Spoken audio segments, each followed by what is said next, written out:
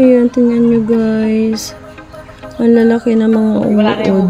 Nakuha namin dito sa may ano, sa puno ng niyog.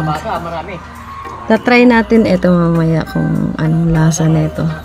Ipiprito kasi ano na ako nito, nakatikim na ako ng maliit na uod. Ito kasi malalaki to eh. Kaya di ko alam kung anong lasa nito. Pero nakakatakot siya kainin kasi sobrang laki. Oh. Guys, so tingnan mo siya.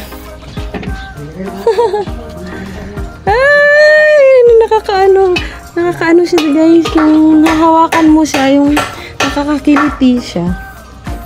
Nakakakiliti siya hawakan. Layo yung balahibo ko.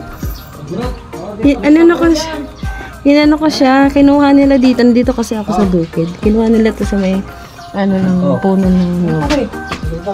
Ayan. Ayan na, gumagalaw pa sila guys. So, pinaliguan ko lang kasi maputik eh. Kaya kakaligo lang nila. Ayan. Marami pa dun, tinapon kasi ni Tito kasi yung iba eh. Kahapon marami siya nakuha. So, eto na yung nakuha niya. So, tingnan mo siya guys. So, kaya ko siyang hawakan kaso lang naano ko yung tumatay yung balahibo ko. Ayan. Ayan o, yung itsura niya guys. So, ala. Ay! Ganito yung bulatin mo kalaki no. Grabe o, ayan o. Imagine. Tapos, ipiprito namin ito mamaya. Tatry ko siya tikman kung masarap siya, guys. Ayan. Ayan. Sana marami ito. Tinapon kasi yung iba eh. Ayan, guys. So, nagpapagawa kasi dito ng semento dito sa dito sa kubo. Kaya nandito kami ngayon sa kubo. Busy kami. Kaya yung live ko, yung screencast nandun sa bahay, iniwanan ko, guys. Ayan.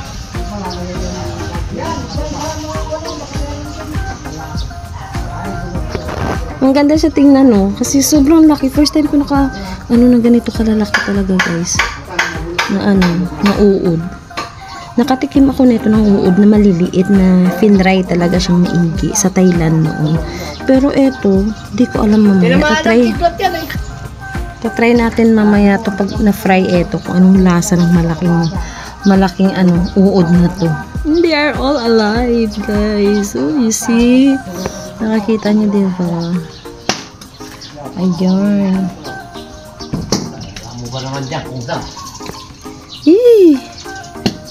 Ayan siya guys.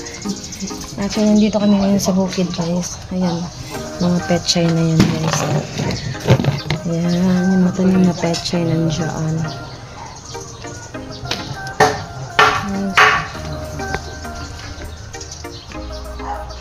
Siya sisementohin dito kasi magta-transfer na ako dito by May.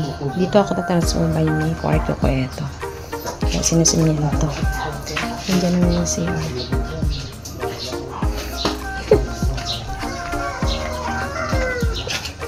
Yan, nagluto kami dito. Ay! Di, yung baboy! Tumalsik. Ayun o, tumalsik na yung baboy. Saan? Ayun o, sa likod. Ayan, nagtatrabaho sila dito guys. Ewan ko ako.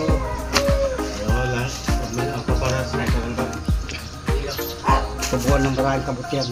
Labang ahas ng kuya. Wala. Malinis yan. Makapatuklawin ka dyan mamaya ng ahas. Wala.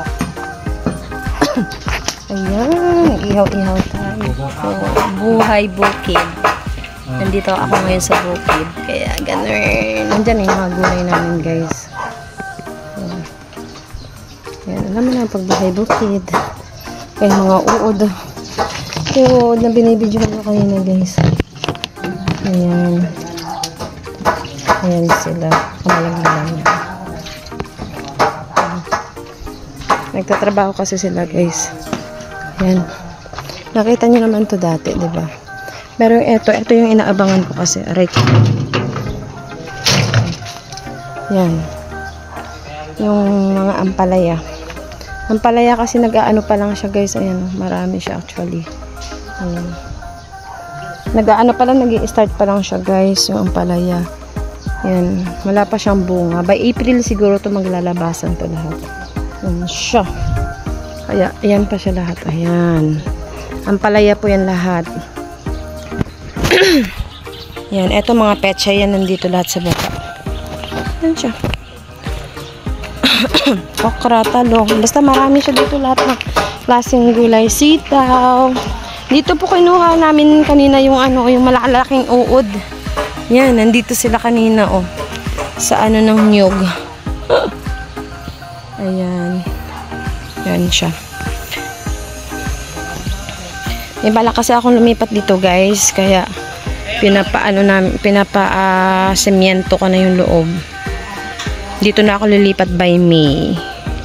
Mas gusto ko kasi dito kaysa dun sa kabila. Yan, nandyan na. Kahit bahay kubo lang yan, okay na yan sa akin. Maganda na rin yan pag naayos. Kaya, alright. Ayan. Uy, bakit kumunti na sila? Baka nalaglag na yung iba. Ayan, nalaglag na nga sa baba yung dalawa pala. Oo. Yung tatlo. Ayan guys, alright. Thank you for watching guys. And don't forget to like and subscribe. Say, share, for saying. Thank you for watching. Babush!